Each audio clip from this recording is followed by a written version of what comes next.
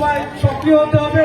তারই আলোকে আরাফাত রহমান কোকো কর্তৃক আয়োজিত আজকের এই টুর্নামেন্টের সেকেন্ড সেমিফাইনালে পেরিখালী ইউনিয়ন এবং সুন্দরবন ইউনিয়নের মধ্যে সুন্দর খেলা আজকে উপভোগ করছি আমরা। আজকে যারা এই খেলা উপভোগ করছেন সকলকে আমার পক্ষ থেকে এবং বাংলাদেশ সরকারের পক্ষ থেকে আন্তরিক মোবারকবাদ এবং কৃতজ্ঞতা জানাচ্ছি।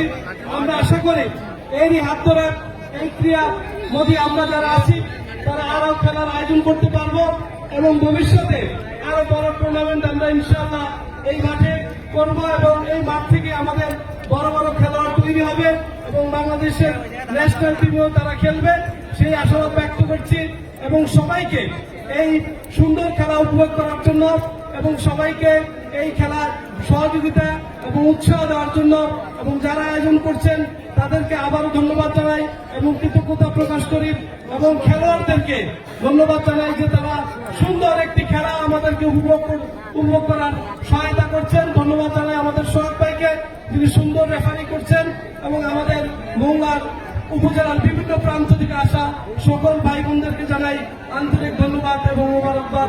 আসসালামু আলাইকুম ওয়া রাহমাতুল্লাহ।